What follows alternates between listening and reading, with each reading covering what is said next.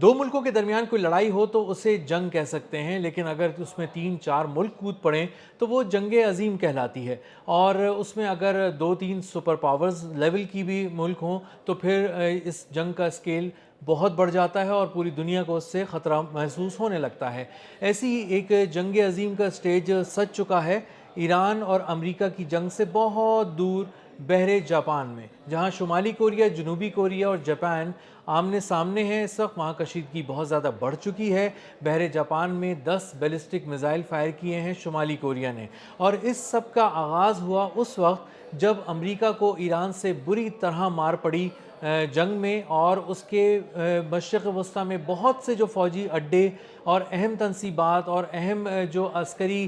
مقامات تھے ان کو ایران نے کامیابی سے نشانہ بنایا اور مشرق وسطیٰ سے امریکہ کے قدم اکھاڑ دیے۔ اور امریکہ اس حد تک پریشان ہو گیا اپنے دفاع کے معاملے میں کہ وہ خلیجی ممالک کا تو دفاع نہیں کر سکا، وہ اپنی فوجی تنصیبات کا، اپنے انتہائی اہم اور قیمتی ریڈارز کا، ان پورے ڈیفنس سسٹمز کا جو وہاں پہ انسٹال کیے گئے تھے مشرق وسطیٰ کی حفاظت کے لیے، اور وہاں سے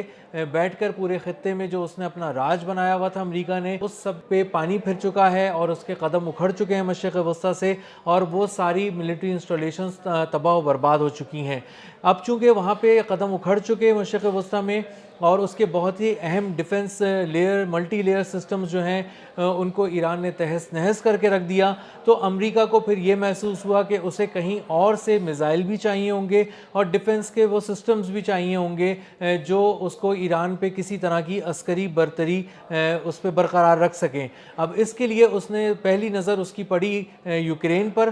یوکرین سے بھی اس نے اپنا کچھ سامان، فوجی ساز و سامان منگوایا، اور اس کے بعد اس کی دوسری نظر پڑی جنوبی کوریا کی طرف۔ ساؤتھ کوریا میں اس وقت امریکہ وہاں پہ بہت ہی ایکٹیولی موجود ہے، اپنی بیس کے ساتھ موجود ہے، اپنی ایک بہت بھرپور فوجی پریزنس کے ساتھ موجود ہے۔ 28,000 امریکی فوجی جنوبی کوریا میں تعینات ہیں، وہاں پہ مختلف بیسز میں ہیں، انہوں نے اپنا ایک مکمل وہاں پہ ہولڈ بنایا ہوا ہے، اور اس کی وجہ یہ ہے کہ جنوبی کوریا نے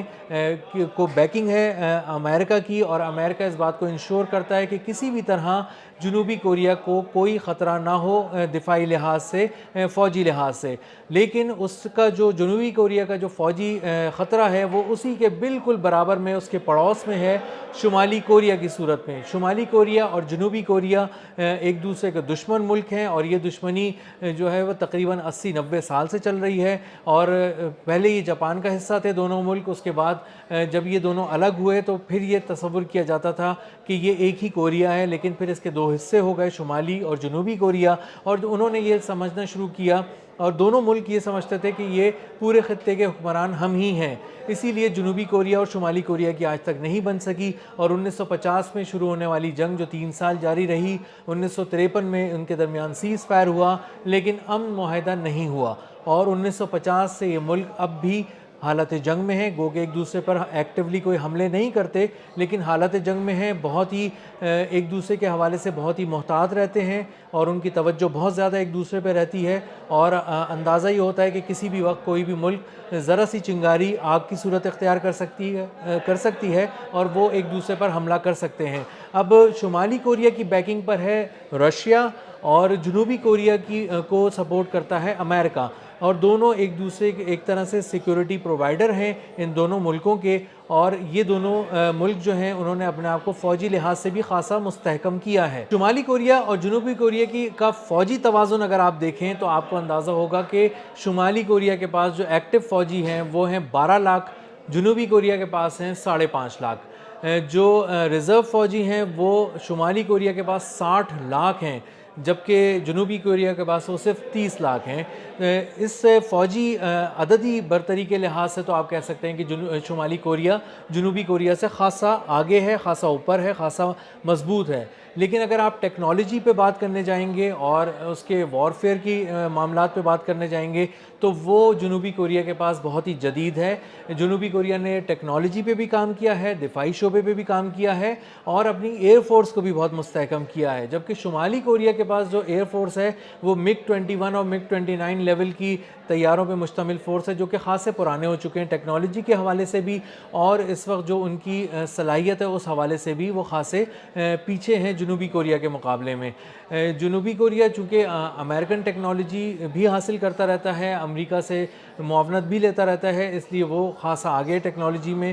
لیکن شمالی کوریا جو ہے وہ رشین ٹیکنالوجی کو فالو کرتا ہے، اور رشیا نے بھی ایک لمیٹڈ ٹیکنالوجی دی ہوئی ہے شمالی کوریا کو، اس لیے اس کے پاس ایک لمیٹڈ ٹیکنالوجی ہے، لیکن وہ میزائل سسٹم اس کا بہت جدید ہے، اس پہ اس نے بہت کام کیا ہے، اور اپنے میزائل سے، انٹر کانٹیننٹل بیلسٹک میزائل سے، بین البر اعظمی میزائلوں سے، اور اپنے مختلف قسم کے جو ڈیفنس اس نے میزائل کے حوالے سے کام کیا ہے، اس سے وہ دنیا کو خاصے پیغامات دیتا رہتا ہے، ڈراتا رہتا ہے۔ اس کے علاوہ یہ اعلان کر چکا ہے شمالی کوریا کہ اس کے پاس ایٹمی صلاحیت ہے، اس کے پاس ایٹم بم ہے، اور جب ایٹم بم ہے، اور اگر کم جون ان جیسے ایک ایگریسو ملٹری لیڈر کے پاس کوئی ایٹم بم ہے تو اس کے بارے میں بہت زیادہ توقع یہی کی جا سکتی ہے کہ وہ کبھی استعمال بھی کیا جا سکتا ہے، وہ صرف شوکیس میں سجانے کے لیے نہیں رکھا گیا ہے، اس کا استعمال بھی کہیں نہ کہیں دیکھا جا سکتا ہے، اس کا خدشہ بہت زیادہ ہے دنیا کو۔ اسی لیے شمالی کوریا جب بھی کوئی ایک آدھ میزائل ٹیسٹ کرنے لگتا ہے، کوئی نئے میزائل کی رینج میں اپنے نئے کسی میزائل کو ایڈ کرنے جاتا ہے اور اس کو ڈیمونسٹریٹ کرتا ہے سی آف جاپان میں، بحر جاپان میں، تو پوری دنیا اچانک جو ہے وہ ایک دم چونک جاتی ہے، اور اس کی نظریں جو ہے وہ سمندر پہ لگ جاتی ہیں کہ یہ شمالی کوریا کیا کرنے جا رہا ہے۔ تو اب شمالی کوریا نے جیسے ہی دیکھا ہے کہ وہاں سے جنوبی کوریا سے امریکہ بہت سارے سسٹمز اٹھا کے، دفاعی لیئرز جو ہیں وہ اٹھا کے لے گیا ہے، عارضی طور پہ ہی صحیح، لیکن وہ لے گیا مشرق وسطیٰ تاکہ وہ اپنے قدم ایران کے خلاف مضبوط کر سکے، تو یہاں پہ اس کو اب میدان کچھ خالی خالی نظر آ رہا ہے، اور جو بیلنس آف پاور ہے اس کو اندازہ ہو رہا ہے کہ یہ کچھ جو ہے وہ امبیلنس ہو چکی ہے، اور امبیلنس ہونے کا فائدہ شمالی کوریا اٹھانا چاہتا ہے، کم از کم ڈرانے کی حد تک ضرور کرنا چاہتا ہے، اور اس نے جاپان کو بھی پیغام دیا ہے، اور اس نے جنوبی کوریا کو بھی پیغام دیا ہے 10 بیلسٹک میزائل فائر کر کے جو بحر جاپان میں گرے ہیں، اور یہ جاپان کو بھی سگنل ہے کہ کبھی ہم تمہاری طرف بھی آ سکتے ہیں۔ اور یہ اصل پیغام جو ہے ان دونوں ملکوں کے اوپر جو ان کا نیٹ سیکیورٹی پرووائڈر ہے ایک طرح سے وہ امریکہ، اس کو یہ پیغام ہے، ٹرمپ کو یہ پیغام ہے، واشنگٹن کو یہ پیغام ہے کہ تم اپنے ان ممالک کی حفاظت کرو، کیونکہ میں سمجھتا ہوں میری نظر میں کہ یہ کمزور ہو چکے ہیں، اور اب یہ شمالی کوریا کے لیے ایک آسان ہدف بنتے جا رہے ہیں۔ تو اگر ذرا سا بھی کچھ مزید امبیلنس دیکھنے میں آیا، کچھ مزید وہاں سے کچھ پیٹریوٹس اور اس کے علاوہ تھارڈ سسٹم مزید وہاں سے موو کیے گئے جنوبی کوریا سے مشرق وسطیٰ کی طرف، تو اس کے بعد اس بات کا امکان بہت زیادہ بڑھ جائے گا کہ یہ جو ہے وہ بہت زیادہ فریجائل ہو گئی ہے سچویشن، جاپان کے لحاظ سے، جنوبی کوریا کے لحاظ سے، اور جو امریکہ یہاں پر چاہتا تھا کہ وہ اس خطے میں بھی اپنے آپ کو برقرار رکھے، اپنے آپ کو پانیوں میں بھی محفوظ رکھے، زمین پہ بھی محفوظ رکھے، اور اپنے بہت ہی بڑے سرویلنس اور